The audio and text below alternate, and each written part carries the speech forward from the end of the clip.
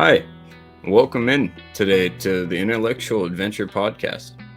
I'm joined with AquaticCactus, and today we're going to give you a little bit of an update on our status with the show, everything that's been going on, and present some user information that might pique your interest with some questions that we have for you, some potential avenues of guests down the line, and different things that we're hoping to share with you about our experience with the show so far.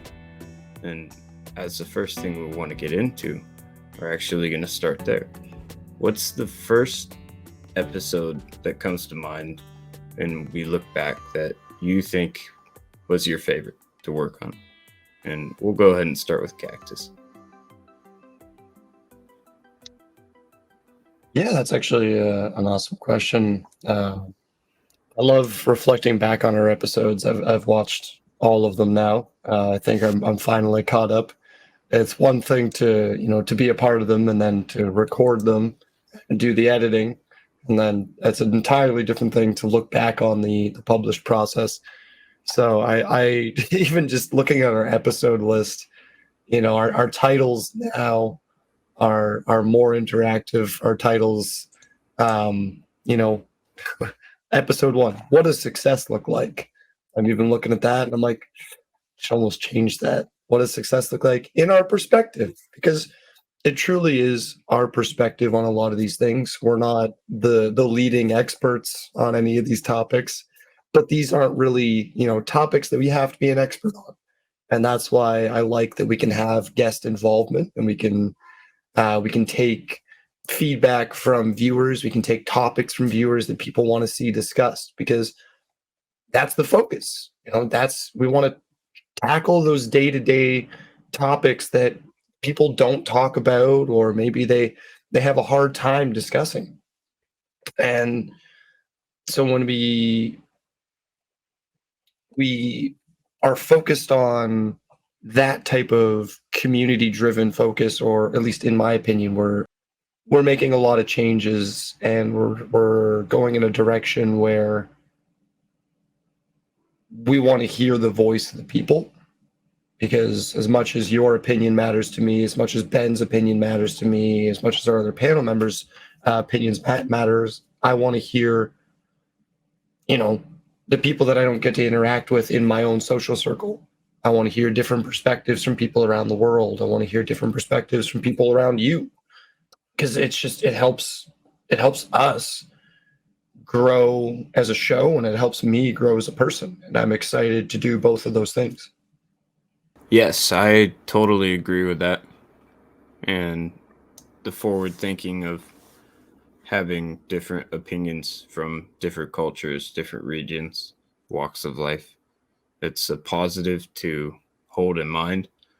And that's something that's always drawn me to having more conversations with others, because you never know what kind of community they're involved with, or the projects that they're involved with, what they enjoy the most, and what they have to share. There's all sorts of knowledge to be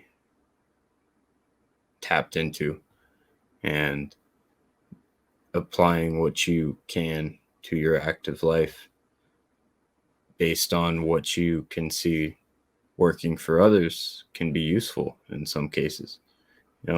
Medically, like fitness routines. That's a really good example that comes to mind for what I'm trying to explain here. You have someone that comes in and shares a good routine that works for them, and maybe you modify it a little bit, and that ends up helping you out, motivating you to do more, share more with others. That's a very powerful thing. So I definitely enjoy that aspect of podcasting, and I think it's important that we obtain a open schedule enough for guests to be able to interact with us and have those times of open discussion where we can come together with their perspectives and see what they can add to the conversation, potentially with user submitted content down the road too. And that's the part I'm excited about. The more audience interaction that we have, the more those interactions will have a chance to organically form into something that we're a little less in control of. Because potentially, at the end of the day, we're trying to make a collaborative project out of this. And that's what makes our show unique is we're going to have an audience focus that allows different kinds of conversations to arise. Maybe it'll be uncomfortable for us sometimes, but we're open to those uh, yin yang kind of elements in these situations. Yeah, it's well said, honestly. And you touched on one thing there that I really enjoyed. It was the when you're sharing perspective. What you love about podcasting is you're able to share knowledge, and maybe you tweak that routine. That's exactly it. You're sharing knowledge that or perspective that people may not have had access to before. So you're help building a really strong foundation of knowledge. This works for me. This is my. It's like meditation. Not every meditation works for every person. If I have to suggest a couple of meditations to people, I usually have to give them 2 or 3 different meditations, and probably one, if one, will work for them.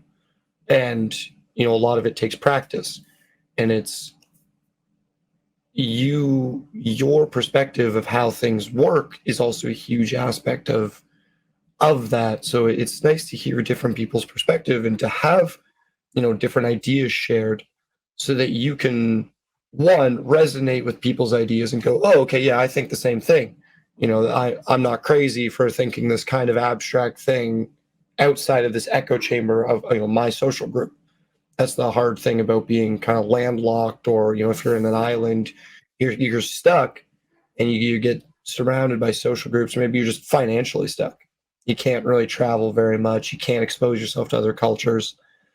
The internet helps, but a lot of the time you get a snapshot, or you get like a an edited version. You get the unrealistic or the hyper realistic version, and you don't actually get the day-to-day experience or the day-to-day culture that you would normally experience by actually going somewhere and getting a hands-on experience. So podcasting is nice because you get that personal experience of, hey, I'm here talking to someone from Japan who has a hands-on experience with that culture and that type of experience of living with so many people packed on top of each other. That's a crazy concept to me. In here in Canada, we have so much space, but I will never get that experience outside of talking to someone who lives there or going there myself. So podcasting gives us that avenue, and especially this podcast, there's no limit to I have to have David Suzuki on the podcast, or we need to have famous business CEOs from Fortune 500 companies, or we need to have expert from so and so. We don't need that. It can just be a day-to-day person who has different experiences, or even the same experiences as you or I, and the way they grew up shapes their perspective to be different. And it's nice to embrace those different things. Yeah, I do think that was well worded as well, and a good tying point for the next part of that question, which is what was our favorite topics? For me, I'd have to say, if I look back on this, Oh, Cameron doesn't have all of our episodes memorized by heart. Shame. Shame. the shame. We're shaming you too. She's yelling. I know I can hear that. Good girl, Pepper. Good shame. Shame. You're trying to be podcaster, Pepper? I think episode 2, what makes adaptability important in life, is the topic Yeah. I would choose. That was a very fun topic to discuss. Yeah, it was on my list. I picked two, and what makes adaptability important in life is the one I have highlighted right now, and the other one was creative inspiration, where to find it, and how to take action on it, which I believe was episode 6. Yes. And that's when we had Fritz Beyer, which was an awesome experience. I loved having our first guest on the show. It was super awesome to have Fritz there. I felt like he offered good insight on his creative inspiration, and we settled that, or we, at least within our group, we settled on taking action on creative inspiration whenever you find it, or even sometimes just trying to take action on something that you've been creative with in the past can help you stimulate that mood and stimulate that mindset in yourself. And it was awesome to have that discussion, to have Fritz on, and I look forward to having more guests like that. And I extend an open invitation to anyone who does view the show. If you would like to take part in our discussions, that we can schedule something, and uh, discussion topics are, it's open floor. I mean, we'll love to have a difficult discussion here. We love to have something that makes you think. Yeah, and I want to potentially reach an extension out to other podcasts to see if there's collaborations that want to be had. Um, we're going to work on setting up new developments. We'll get into those bits in a bit here. But our next section is our personal refinements as editors, what we've kind of experienced along the road of editing a show like this, what we think are the positives, what we think are the negatives, and anything that we can kind of give other editors out there starting out to have a little example of what to watch out for or to look forward to. Um, I would say one thing for me was audio quality.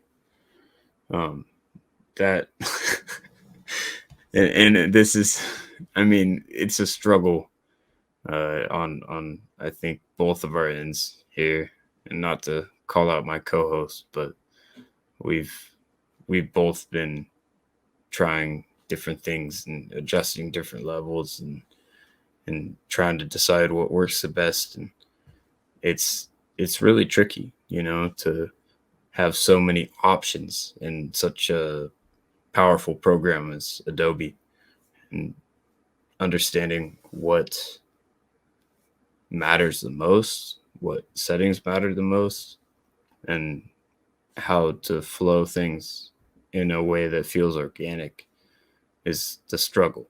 And that's something I've struggled with, is gaining that organic flow with both audio and video, getting the transitions right. At first, it was very bare bones. Sorry, cat's yelling in the background here. So as he's telling me, he's calling out my co-host here. My co-host is screaming in the background, telling me her whole life story. So she's having a crazy moment over there. Hello, Pepper. Thank you for sharing your input on how I can do better as an editor. I always appreciate your opinion. You're so chatty. Thank you. No, it's funny that you said what makes adaptability important in life was your favorite episode, because I was thinking back on those early episodes. It's like, man, the audio quality in those episodes is really bad. My mic is like way over here. I'm like yelling into it basically. Jeff's yelling at his mic. There's crazy loud audio. It's pretty bad. I remember how much we had to cut out from that episode too. So One thing I would love to add as a tip for editors, I have a couple, but the big one is when you're first starting out, don't be afraid to cut things. And Control Z is your best friend. It's hard to find labeled in the menus, but Control Z is undo for the last action that you did in most editing programs, including photo editing programs. So undo the last action, Control Z. You're going to make mistakes. Be careful what tracks you have selected constantly. And then you can unlink tracks just by highlighting and selecting. There's like introduction tutorials to whatever editing software are your best friend. Do them if your editing software doesn't have them baked into it. If it has it baked into it, do those tutorials. It seems silly, but take the time. Learn the program, because holy crap, if you have something like Premiere, it's got a world of depth that I know that we haven't even explored yet. And then the last tip I'm going to give right now, if you have any more questions about editing tips or anything like that, feel free to reach out. We'll probably have our contact information posted down below. I can post my personal Discord and email and stuff like that as well. My business email, I suppose. And the biggest one is hotkeys. Hotkeys are your best friend. There's a lot of super useful hotkeys. Like I was just saying, Control Z is undo, but there's a lot of different ones. Page up, page down, bracket and bracket down. Those are audio up and audio down is square bracket left and square bracket right. Page up and page down increases the size of your tracks that you have highlighted, so it'll give you more space to work with if you need to do a hyper-focused edit. You need to take out like an audio pop at the end of a sentence or a transition pop, things like that. Don't be afraid to screw around with some audio settings as well. There's a lot of different things that we have done from our past episodes to now that would make a big difference. And then see if the software that you use to record has some limiters built into it. So I can turn Cameron's volume all the way down. We don't want to hear him. Get him out of here. Exactly, yeah, get him out of here. No, Cameron. He can turn me all the way down. We don't want to hear me either, just to sit in silence for 30 minutes. Look into that. See if no, that's I don't need to do that. Most times you've done that, so. Yeah, exactly. So look into that if you need to, and see if your software has some built-in limiters. Audio is one of the hardest things to manage about doing any sort of editing, in my opinion. Yeah, and especially if you're trying to transition between other people's audio and your own audio, expect there to be differences unless you know what hardware they're running. You don't really know how it's going to record. The levels might be a little higher pitched or softer tone. There's different filters and microphone settings, so just keep that in mind. I know making sure you learn basic effects and transitions is going to be helpful. The text effects with graphics coming in and allowing you to put messages on your videos is one of the most useful things to know. And that's technically a graphics transition effect. So if you want to learn anything about that, there's some great tutorials out there. Of course, Adobe has tutorials in their program, but there's other programs like Adobe as well that are popular out there. We just happen to use Adobe for this project, and so everything we've referred to is according to Adobe's platform, at least the 2019 editions. I just want to highlight that take action on it. Don't be afraid to jump into using your editing software if you're intimidated by it. Start by making something poor quality in your eyes. If you see it as poor quality, make it. Don't even publish it if you don't want to. Just make it and look it over, watch it 100 times, see what you did wrong, see where you can improve, and then go and find out how you can improve. There's 1,001 tutorials out there. There's so many different ways. Your own unique flair for editing, your own unique style for editing, that's going to come just based on how you learn to edit and what you want from your content. But start and then look it over. Because if you're just like, I'm going to make mistakes, we are all making mistakes constantly. You learn from 1,000 successes, or you learn from 1,000 failures what you would learn. You learn from a single success what you would learn from 1,000 failures. And it's to say there's much more learned from failure than there is success. There's very Absolutely. little to learn that, I made the light bulb on the first try. It's like, okay, but what did you do? And now you got to recreate the process over and over and over again consistently. If you fail 1,000 times, you know exactly what not to do 1,000 different ways.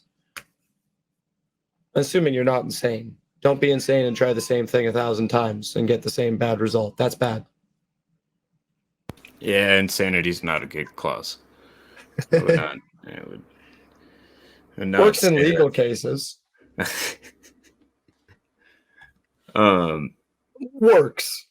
You still go to an insane asylum. Oh, sorry. Psychiatric facility. We don't say asylums anymore. It's not 1931. No. Thankfully, let's not go back there. I need to go back to the Great Depression. History is a wild time, man. Just like that would be a totally different topic. Perspectives of the timeline of history. I know there's so many people that have talked about it before, but just it's so interesting when people don't understand what significant historical events kind of happen at the same time. People you don't realize were alive during the same time as like world wars. It's like just weird coincidences. But history is short, but so long at the same time. Okay. Oh yeah, it's truly interesting. But to get back on direction here, the next topic, ironically, is personal goals for the podcast direction. Which that was a great segue into. I mean, what do you mean? There we go. See, we want to make it organic, and we really want to stress the importance of audience collaboration with this. And I think that's the most important point I'll stress about our direction for making the changes that we're going to present in a wee bit here. Don't stress, Cameron. It's okay. The cats are stressed enough for all of us. On topic, personal goals for the podcast direction. So I think I kind of highlighted it before, but I'll say it again. Guest interaction. And I want to see more audience interaction. I want to see what people have to say for feedback. I'd like to hear questions that people have, burning issues that people have. And we were talking about it before. The hill you would die on, submit what's the hill you would die on? Some people are just 100% against the fact that Canadians have bagged milk. They're like, milk goes in cartons or jugs, and this is the final straw, and I will die on this hill. And it's a silly hill to die on, but I know people like that. So, if you want to submit something like that, this podcast is open to it. Obviously, for the sake of moderation and things like that, there's certain things we can't publish in terms of TOS, and we will avoid those topics. So please just don't bother submitting them. Don't waste our time. Don't waste your time. No sense in doing it. But that being said, we'd love to invite people on if they have a burning question that they'd love the podcast all tackled together, and they feel like a live format interaction would be one of the best ways to facilitate that. And I love having, discussions with Cameron, discussions with Benjamin, discussions with Jeff Socek, and our other panel members when they're able to carve out the time from their busy schedules in order to join us. It's always nice to have all of those different perspectives, but just having the core group here, I always feel we're very welcoming of other people's opinions, and we want to have other people come in and challenge our perspectives and help us widen our viewpoints. Yeah, yeah, having that diversity is key and making that organic atmosphere happen.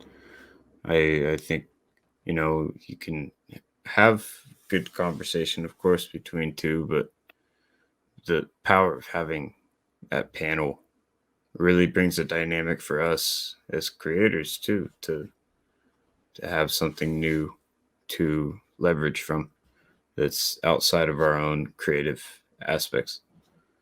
And that's what makes this project exciting. And actually, there's something we'd like to segue into, which would be our questions to you, the audience. What do you value most in a podcast? That's my question to you. Yeah, we all live very busy lives, and sometimes it's hard to carve out the extra time. Podcasts are great because you can listen to them on the go. Podcasts like this, I mean, sometimes you have to see our ugly faces, but that's it's the unfortunate side effect. You just lower the quality to like 160p. We all become a blur. It's great. That's the best viewing experience, in my opinion. That's the way I watch the podcast. We don't fault you for that, so it's okay. No, but yeah, what do you value most in a podcast? I know for myself, I listen to quite a few different podcasts, all of which are always topics that I want to be informed on. Usually, that's what I value most in a podcast. So we want to hear, what do you value most? What brings you to a podcast over and over again as a listener? And when you see a podcast grow, what are some things that you expect from it? Yeah, and making sure that that connection is something that you would like to view, um, something that feels interactive enough and engaging enough, where we're not just bantering on subjects that you'd rather not hear about. Um, like, if you want to hear more content around books, for instance, we could talk more around book resources that we find. If you're more interested in video links, something you can watch visually, that's also different mediums we can look out for and pin up those articles that we find. So part of it is just exploring what's out there as well through our research and demonstrating what to publish to you based on um, what we receive back as influence for the show's direction on weekly episodes. No, I like that. I like the avenue. I wasn't sure where you were going with that at first. Sorry, ADHD moment. I like that you present that we should get what resources are the best resources to share. Should we be looking specifically for hard copy book resources? Should I be looking for quotes and excerpts from a book you can go find in your local bookstore? Should I be looking for article links? Should I be looking for, a quick web seminar, or should I be looking for a quick YouTube video? So that's actually a good point to kind of figure out what demographic of resource pooling people would like to see the most of, and then we can decide what focus is the best to acquire resources um, for citation and for people to be able to go and look at as a hands-on research. Yeah, I definitely think that's a good direction to expand our horizons towards. Actually, Cactus, would you like to introduce your question to the audience? Yeah, in typical cactus fashion, I'm gonna force you to think a little bit. I want to ask, in line with what I value most in a podcast, what motivates you to expand your perspective?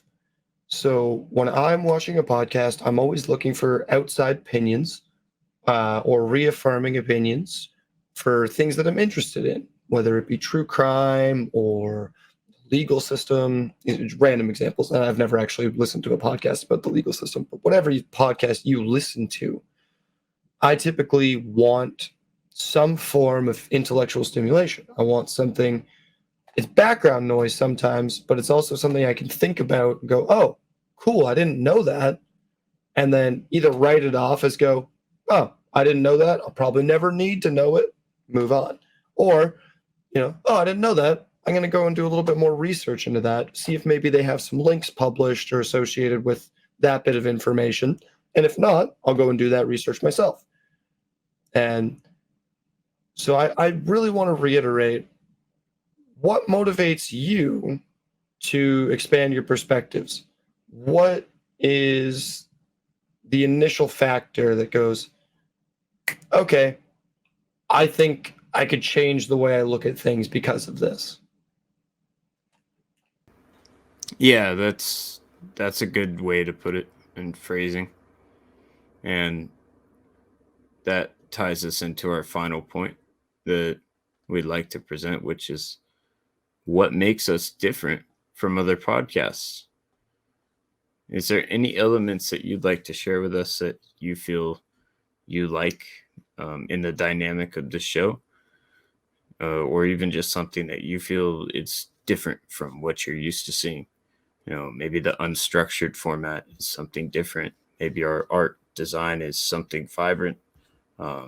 Anything that you feel is different from the general media you're used to seeing, let us know. And we'll take that feedback and try to learn and better ourselves, better our show with that feedback. So we really appreciate your input and taking the time to be a part of this project with us.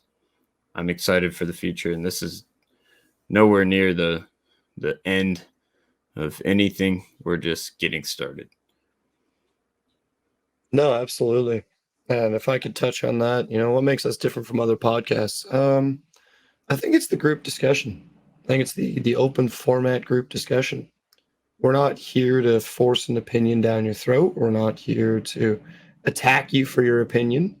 It's not an ambush journalism style interview where we have trick questions up our sleeves, where I drop bombs on Cameron all the time and just leave him reeling because he doesn't know what to say, because I've got this dirt on him from 10 years ago. It's not the scandalous podcast, We're here to just be people.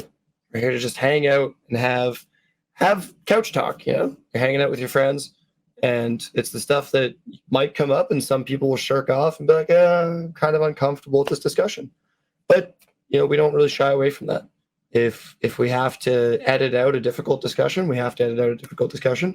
But it's not to say that we're not going to have it, and we're not going to shame you or look at you with a horrible perspective just because you wanted to have a difficult discussion. I think that's a key point of expanding our perspectives, as I said in the previous question. And I always value your guys' perspective on even my opinion on this. And, it's a collaborative project, and we want everyone to be as involved with it as we can make it possible. This moves us into our next section of what we're going to touch on, which is our updates on the panel status, our website updates thereafter with the art editions, and kind of our reflections on how we feel we are going to move the show structure. The updated panel status that we're dealing with is going to have Benjamin Heaney and Jeff Sochek joining us as featured hosts of this panel. We're going to be working on doing that and doing it collaboratively with our guests to formulate questions as a group to help better explain and break down what we're going to be doing. and what discussions we're going to be having. Yeah, due to time constraints, a couple of our other panel members have been just unable to attend because we don't do in-person physical recordings. It's all digital. There have been times where there's just been technical issues and it's just been inconsistent. So unfortunately, a couple of our other panel members have just not been able to join us as much as they would like to. So at the time being, they are going to step down, and they may come back either as temporary guests, one-offs, or they may come back as full-time panel members in the future. So this isn't the end. If you have fan favorites, don't be afraid. They might not be gone forever. It's just a timing constraint and a scheduling issue at the moment. So as things get more ironed out, that may change. That being said, as Cameron was saying, there's going to be a couple of website updates in terms of the intellectualadventurepodcast.com, and it is going to come with a few art editions as well. We did just update the merch line to better represent the logo. There's a couple of different merch options now on that page, which we can share the merch store link now, right? Yeah, we can share that link. Yeah, cool. So down in the description as well. I don't believe I did it in the last one, but we can start linking our merch store link. It's associated with my stream merch as well, AquaticCactus stream merch. But all of your Intellectual Adventure Podcast merch can be found on that same store. And pardon me. So if you'd like to support the podcast in that way, that would be absolutely wonderful. It helps us with advertising and things like that. And you can get cool brain t-shirts with a tree growing out of it to show that your knowledge is growing and the roots of a beautiful tree, which is also the foundation of life. There's a lot of deep meaning in there. You could just trip your friends out. They won't even know. Comes in 4 different cool colors too. I don't have one with me, otherwise I could show you the 4 different cool colors. But I know I need to get more merch. In the next episode, hopefully I have some swag.